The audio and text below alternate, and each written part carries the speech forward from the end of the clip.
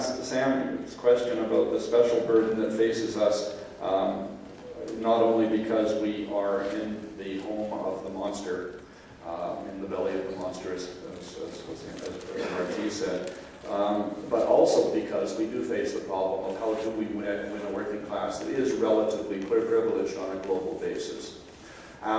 It makes it harder, and that's the simplest answer, is we've really got to work harder at it. I think it's also important means that we have to confront the issue of how do you deal with the fact that a substantial part of the working class justifiably wants to keep good-paying jobs. I mean, that is not an unreasonable thing to have. I know I don't want to be in debt. I want to be able to feed my family. I would like to have some leisure. Those are not bad goals. Those are good goals. Those are things we should support. So then the question is, how can we do that in a framework where one of the things we know is necessary is getting rid of a whole lot of the jobs that working people are now doing because they are destructive ultimately.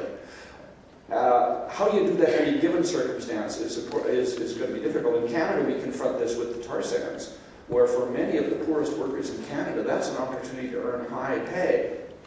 And people migrate to northern Alberta and work, 6 months at a stretch at 12 and 14-hour days in order that they can go home and pay the mortgage or even just get rid of the bills they've had.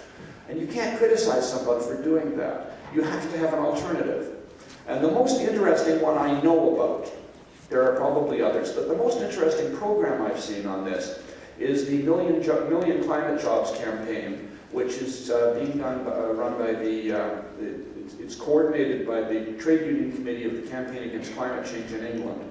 And it's endorsed by 4 large unions, and they are running a petition program in England, called the People's Petition for 1 Million Climate Jobs. And they've written a really fine pamphlet that does a really clear job of explaining why we need a different kind of economy, explaining what climate jobs are. And they distinguish it from green jobs, by the way.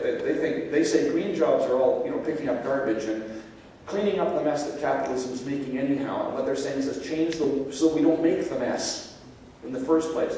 So they talk about jobs building a new electrical grid, and they talk about jobs retrofitting homes and houses, and they talk about jobs building public transit and a new transport industry and things like that. And it's a really good, the pamphlet they've done is really good. It's clear, it's clean, it shows what the costs are and so on.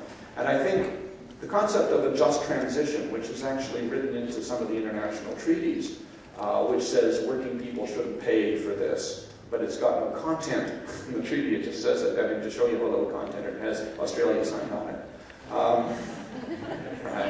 And so did Canada. But what this does is takes the just transition concept a step further. It isn't just about protecting income. It's about actually a worker-led transition. And they've explained this in a way that doesn't require you to stand on the street corner with a red flag and be in favor of it. But boy, is it the same as standing on the corner with a red flag. So I think those are things we need to learn more about.